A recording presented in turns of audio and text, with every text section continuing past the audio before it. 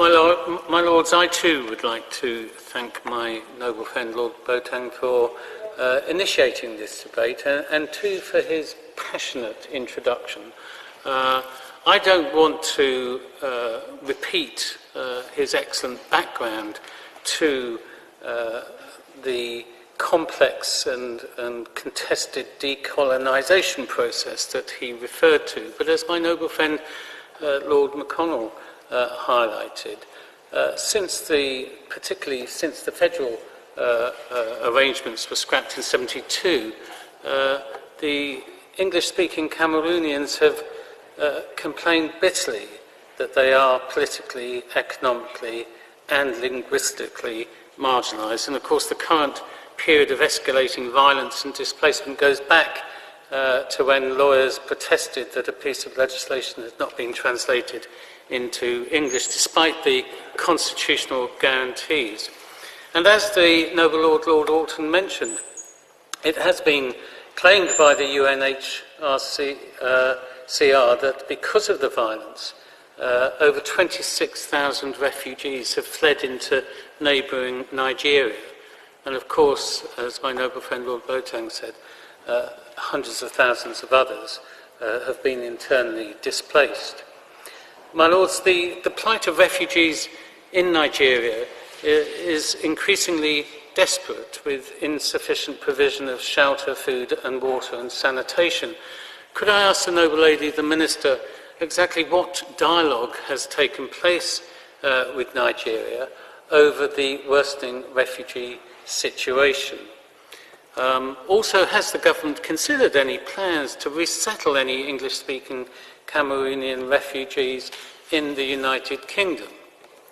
My Lords, the UN Special Advisor on the Prevention of Genocide, Adama Dieng, stated the crimes committed by both parties need to be properly and independently investigated, and the perpetrators need to be brought urgently to justice.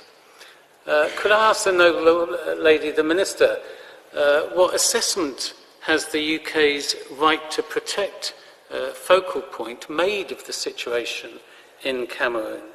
And what action has he taken to respond to the rising risk of atrocities? My Lords, in February of this year, the African Minister, Harriet Baldwin, visited Cameroon and urged restraint and de-escalation of the current tensions. France has condemned separatist violence and urged dialogue. And as the noble Lord Waverley asked, what, if any, direct exchanges have there been with the French government to seek a common approach to the Cameroon authorities to achieve this end? If we're both saying the same thing, surely there's grounds for a common approach.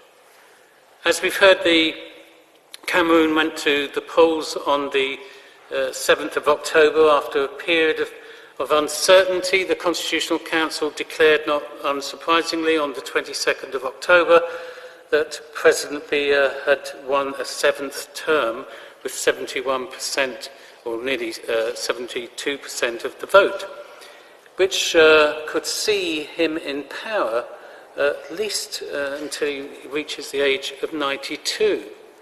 This declaration, of course, was made despite claims from opposition candidates that the election was marred by fraud, including ballot stuffing and voter intimidation. And of course, the intimidation in the English-speaking provinces was widespread and was reported, and it was claimed that the turnout was as low as 5%, and although official figures say it was almost 16%.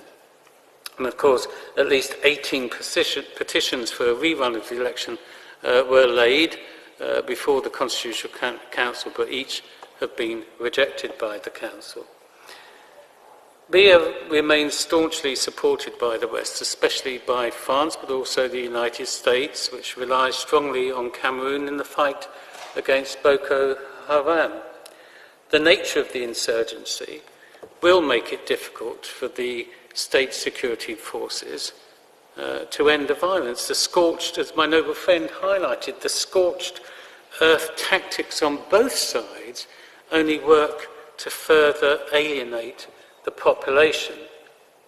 Bearing in mind his age, it is probable Biya will appoint a successor before the next presidential elections.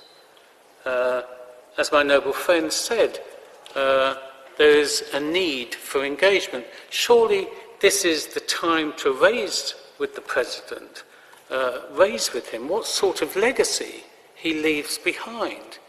Will it be one of further violence or of peace? It's an opportunity this government should not miss. In May, Harriet Baldwin said the government was encouraging not only the government there, but all Cameroonians to participate in a process of inclusive dialogue. But how, as my noble friend said, and others in the debate, how is the government translating these words into practical steps? What concrete steps is Her Majesty's government taking in engagement with Cameroon to facilitate a national dialogue and avert the imminent risk of mass atrocities? What dialogue has there been with the African Union?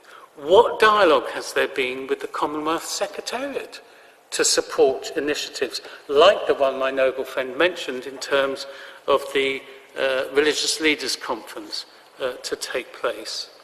And we've seen the report from the Commonwealth Human Rights Initiative and civil society organisations which reported to the Commonwealth Ministerial Action Group. It really is important that we see practical steps taken. But these practical steps cannot be just left to words. They have to be resourced. And that means backing the Commonwealth necessarily with the appropriate resources if we are to make those sorts of commitments. My Lords, in conclusion, I just want to raise one other point, which is in the press release of 8th of June, the International Trade Secretary, Liam Fox, hailed the new 1.5 billion natural gas trade deal with Cameroon, seemingly oblivious to the persecution and violence in the region. Now, my Lords, it's right that the UK ought to expand into markets in the region, but in doing so, we should consider our responsibility to ensure that trade is used to tackle injustices and eliminate poverty. I would hope that the noble lady, the Minister, can tell us, for example, whether before the agreement was signed, was any assessment made by the Trade Department of the risks that such a deal could pose to human rights in Cameroon. Human rights are being violated. There does need to be strong action on an international basis, and I hope the noble lady, the Minister, will be able to reassure noble lords tonight on that point.